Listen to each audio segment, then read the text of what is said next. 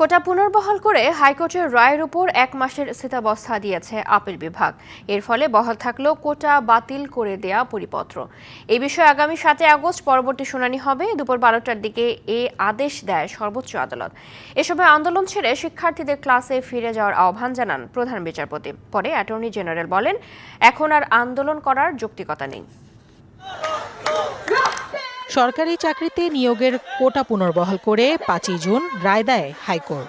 এরপর থেকেই ক্যাম্পাস ছেড়ে রাজপথে বিক্ষোভ শুরু করে চাকরি প্রত্যাশী, শিক্ষিত তরুণ এবং বিশ্ববিদ্যালয় কলেজের শিক্ষার্থীরা।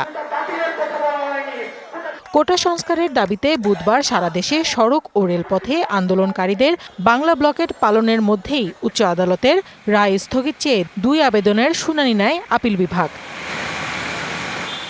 পরে হাইকোর্টের রায়ের ওপর ৪ সপ্তাহের স্থিতাবস্থা জারির আদেশ আসে। কিছু নির্দেশনা ও পর্যবেক্ষণ দিয়ে সর্বোচ্চ আদালত বলেছে, হাইকোর্টের পূর্ণাঙ্গ রায় প্রকাশিত হলে আবারও শুনানি হবে। এ সময় আন্দোলনরত শিক্ষার্থীদের ক্লাসে ফিরে যাওয়ার আহ্বান জানান প্রধান বিচারপতি। বলেন, আন্দোলন করে রায় পরিবর্তন করা যাবে না। কোনোভাবেই আন্দোলন করে তো রায় পরিবর্তন করা যায় না। রায় পরিবর্তনটা পদ্ধতি আছে। যদি কেউ মনে করে যে এই রায়টা সঠিক হয়নি, তার যদি মনে হয়, সে তখন উচ্চতর আদালতে আসতে পারে। ২ শিক্ষার্থীর পক্ষের আইনজীবী বলেন, আপিল বিভাগের আদেশের ফলে ২০১৮ সালের জারি করা পরিপত্র বহাল থাকছে, অর্থাৎ সরকারি চাকরিতে নিয়োগে কোটা থাকছে না। 18 সাল থেকে যেভাবে নিয়োগ প্রক্রিয়া চলে আসছিল, সেই নিয়োগ প্রক্রিয়া চলতে থাকবে। আন্দোলনকারীদের ব্যাপারে আদালত বলেছেন, তাদেরকে ক্লাসে ফিরে যাওয়ার জন্য শান্তিপূর্ণ ব্যবস্থা বজায় রাখার জন্য ভাইস চ্যান্সেলরদেরকে বলেছেন শান্তিপূর্ণ পরিবেশ বজায় রাখার। অ্যাটর্নি জেনারেল বলেন, এখন আর আন্দোলন করার যৌক্তিকতা নেই।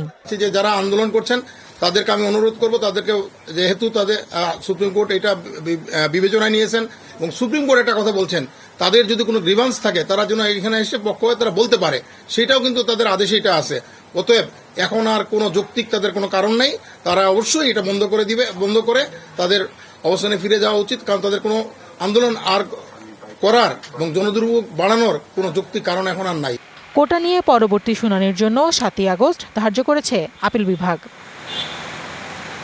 কোহিরিন ফারহানাজ, ডিবিসি নিউজ ডেস্ক।